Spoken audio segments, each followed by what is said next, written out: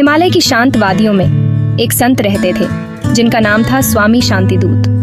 सालों की तपस्या से उनका चेहरा एकदम चमकता था। लोग दूर दूर से उनके ज्ञान और मार्गदर्शन के लिए आते थे। स्वामी जी का आश्रम एक साधारण सी कुटिया थी, लेकिन वहाँ की शांति और पवित्रता अद्वितीय थी। स्वामी जी सबको धैर्य से सुनते थे और आसान भाषा में जिंदगी के रहस्यों को समझाते थे।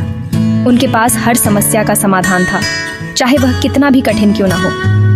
उनके शब्दों में एक जादू था जो सुनने वालों के दिलों को छू जाता था। उनकी बातों में एक अलग ही ताकत थी जो उदासी को दूर कर देती थी और नई उम्मीद जगाती थी। लोग उनके पास आते थे अपने दुख और परेशानियों को लेकर, और स्वामी जी की बातों से उन्हें नई दिशा मिलती थी। एक दिन एक नौजवान स्वामी जी के आश्रम पहुंचा। उसका नाम था अमित। अमित एक साधारण परिवार से था, लेकिन उसकी आंखों में बड़े सपने थे। उसके चेहरे पर निराशा साफ दिख रही थी। उसकी आंखों में एक अजीब सी उदासी थी, जैसे उसने जिंदगी से हार मान ली हो। बार बार असफल होने की वजह से वो टूट चुका था। उसने कई बार कोशिश की थी, लेकिन हर बार उसे निराशा ही हाथ लगी थी। उसे लगता था जैसे जिंदगी में अब कुछ अच्छा नहीं हो सकता। उसे ऐसा महसूस हो रहा था कि उसकी सारी मेहनत बेकार जा रही है और उसके सपने कभी पूरे नहीं होंगे। अमित ने स्वामी जी के पास जाकर अपनी सारी परेशानियां बताईं और स्वामी जी ने उसे ध्यान से सुना। स्वामी जी, मैं हार गया हूँ, अमित ने कांपती आवाज में कहा। मैंने बहुत कोशिश की, लेकिन मुझे कामयाबी नहीं मिली। उसकी आंखों में आंसू आ गए। आप ही बताइए, अब मैं क्या करूं? स्वामी शांतिदूत मुस्कुराए। बेटा, हारना तो जिंदगी का हिस्सा है, लेकिन हार मान लेना सबसे बड़ी हार है। उन्होंने अमित को आश्रम के पीछे एक सूखे हुए पेड़ के पास ले गए। अमित, यह पेड़ देखो। यह पेड़ कितना विशाल और पुराना लगता है ना? यह बिल्कुल सूखा हुआ है। इसकी शाखाएं सूख चुकी हैं और पत्ते गिर चुके हैं। क्या तुम्हें लगता है यह अभी भी जिंदा है? स्वामी जी ने पूछा। क्या तुम्हें लगता है कि इसमें जीवन की कोई उम्मीद बाकी है? अमित ने ध्यान से पेड़ को देखा। उसने पेड़ की हर शाखा और पत्ते को गौर से देखा। नहीं स्वामी जी, यह तो पूरा सूख गया है। इसमें अब कोई जीवन नहीं बचा है, लेकिन अगर तुम गौर से देखो तो तुम्हें इसकी जड़ों के पास नई कलियां दिखाई देंगी। स्वामी जी ने समझाया, जीवन हमेशा किसी न किसी रूप में बना रहता है। ये पेड़ अभी भी जीवित है। ये नई कलियां इस बात का प्रमाण है। यह उम्मीद की निशानी है। यह हमें सिखाता है कि जीवन में कभी भी उम्मीद नहीं छोड़नी चाहिए, चाहे हालात कितने भी कठिन क्यों ना हो।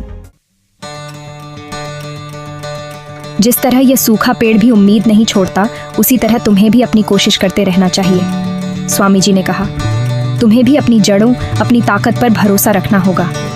अमित को स्वामी जी की बात समझ आने लगी। उसे एहसास हुआ कि असफलता जिंदगी का अंत नहीं है, यह तो एक नई शुरुआत का मौका है। उसके मन में नया जोश, नई उम्मीद जाग उठी। अमित ने नए सिरे से अपनी जिंदगी शुरू की।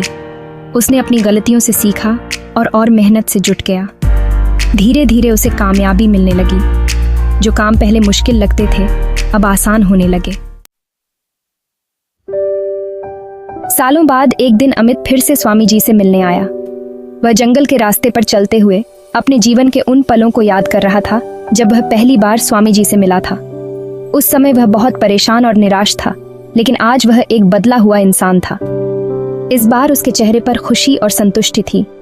उसकी आंखों में चमक और दिल में एक अजीब सी शांति थी।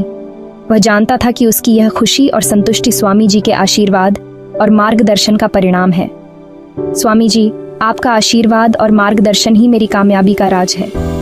आपने मुझे सही रास्ता दिखाया और मुझे सिखाया कि मेहनत और उम्मीद से ही जीवन में सफलता मिलती है। स्वामी शांतिदूत ने प्यार से उसके सिर पर हाथ रखा। उनके चेहरे पर एक मधुर मुस्कान थी जो अमित के दिल को और भी सुकून दे रही थी। बेटा, कामयाबी तेरी अपनी मेहनत और लगन का फल है। मैंने तो बस तुझे सही दिशा दिखाई है। असली मेहनत तो तूने खुद की है। अमित को एहसास हुआ कि जिंदगी में सबसे बड़ी पूंजी है उम्मीद और मेहनत। उसने समझा कि स्वामी जी की शिक्षा ने उसे जीवन का असली अर्थ सिखाया है। स्वामी जी ने उसे यही कीमती शिक्षा दी थी। उन्होंने उसे सिखाया कि सच्ची सफलता वही है जो मेहनत और ईमानदारी से हासिल की जाए। अमित ने यह सबक अपने जीवन में उतार लिया था और आज वह एक सफल और संतुष्ट व्यक्ति था।